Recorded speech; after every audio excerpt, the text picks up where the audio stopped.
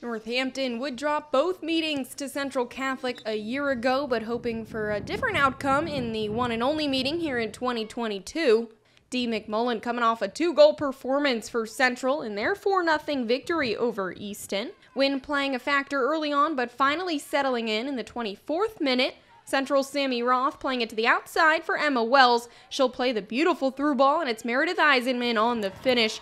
That 1-goal lead not lasting very long, though. Just a minute later, another great buildup of play before it's Molly Driscoll this time. The shot that knocks Emma Fry out of her stance and trickles in for the second Vikettes score.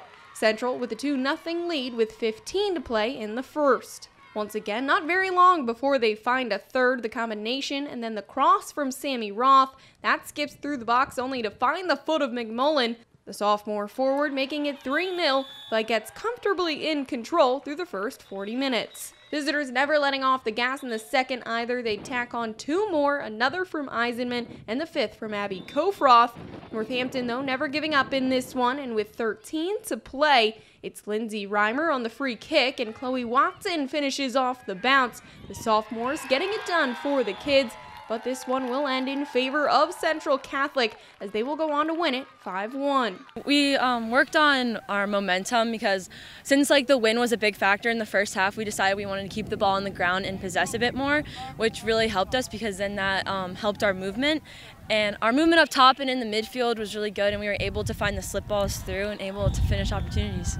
After the draw to Emmaus, it didn't take long for this Vikettes offense to make the right adjustments, scoring 9 goals in the last 2 games, also securing win number 8 on the year. Mainly just being able to find each other in the Emmaus game. We had a lot of good plays, but we just weren't able to do what we were supposed to do in the final third.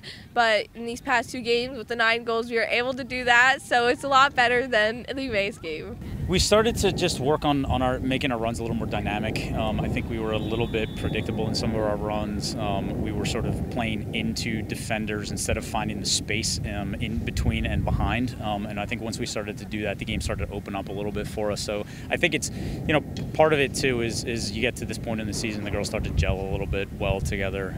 They start to continue to build that chemistry, and then things get they start to play a little bit freer, a little bit more dynamic. In Northampton, I'm Cassie Schmidt reporting for the SC Network.